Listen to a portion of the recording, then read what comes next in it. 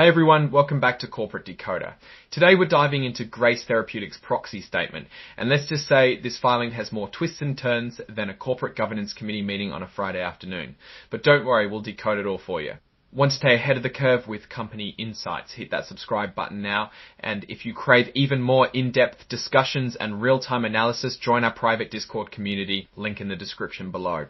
So what is a proxy statement really? Think of it as the company's invitation and instruction guide for its annual meeting. It tells you what they're voting on, who they want to represent them, and why you should care. Grace Therapeutics is holding its annual meeting virtually on September 12, 2025. First up, they're looking to elect 5 directors to their board. These are the folks who will oversee the company for the next year, making big decisions.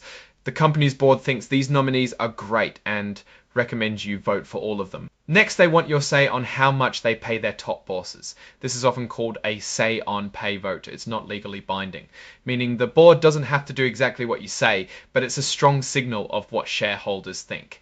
Grace Therapeutics believes their pay plans are fair and designed to keep their top people motivated while aligning their interests with yours, the shareholders. And finally, they need your approval to keep KPMG LLP as their independent auditors.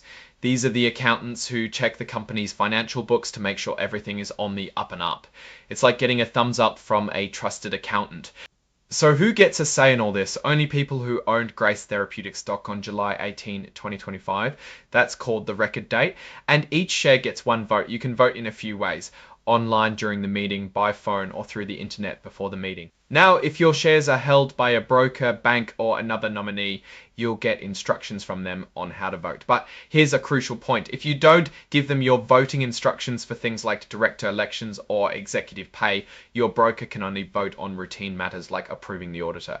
For the non-routine items, your shares count towards a quorum which is needed for the meeting to happen, but they won't be voted.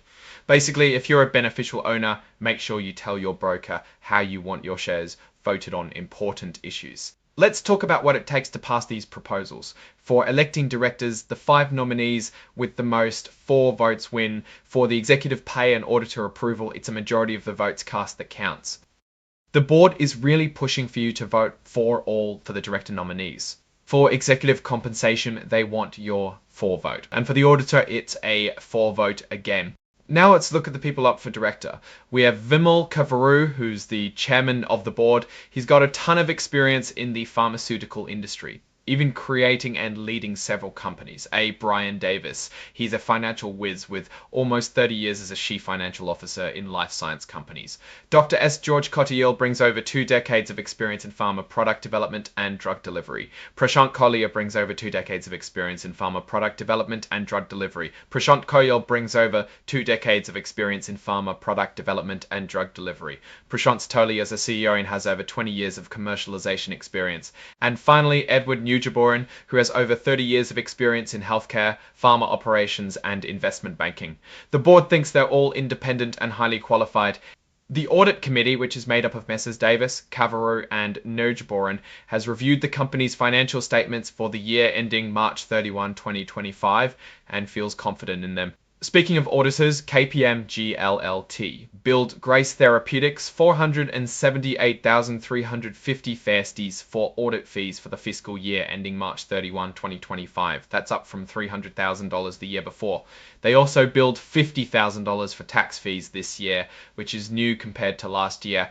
Let's shift to who owns the company. As of July 18, 2025, the company had about 13.8 million shares outstanding. Prashant Kohli, the CEO, owns about 2.3% of the company. Vimal Kavaru, the chairman, owns about 3.4%. George Kottayil owns about 3.8%, and all the directors and top executives together own around 11.1% of the company, a good sign. And all the directors and top executives together own around 11, also holds nearly 10%. This shows a lot of institutional interest, which can be owned about 3.8%, and all the directors and top executives together own around 11.1% of the company. What's interesting here are some of the large shareholders. Shaw Pharma LLC owns a significant 13.23% of the company. Nantahala Capital Management LLC and SS Pharma LLC each own close to 10%. And Ardar One Capital Management also holds nearly 10%. Now, for the part everyone's curious about, executive pay. For the fiscal year ending March 31, 2025, CEO Prashant Kohli's total compensation was about $1.07 million. This included a salary of $500,000, stock options valued at around $24,000, and a bonus of $250,000, of about $85,000, and a bonus of $250,000, and a bonus of $250,000.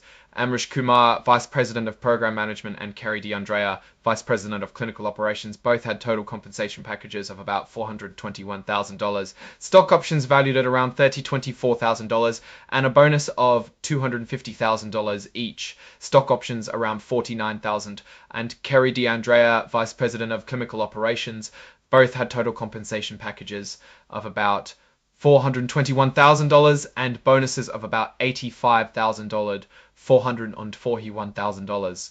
When we look at the compensation actually paid figures, which are calculated according to specific SEC rules and can differ from the reported value, the CEO's compensation after these adjustments comes to about $744,000 for 2025. For the other top executives, the average compensation actually paid was about $360,000. In terms of performance, their total shareholder return, or TSR, for the year ending March 31, 2025, shows a $100 investment growing to $31.15. That's a pretty big drop from the previous year when that same $100 investment grew to $46.79. Meanwhile, the company reported a net loss of $9.6 million for the year, with slight improvement from the $12.9 million for the year before.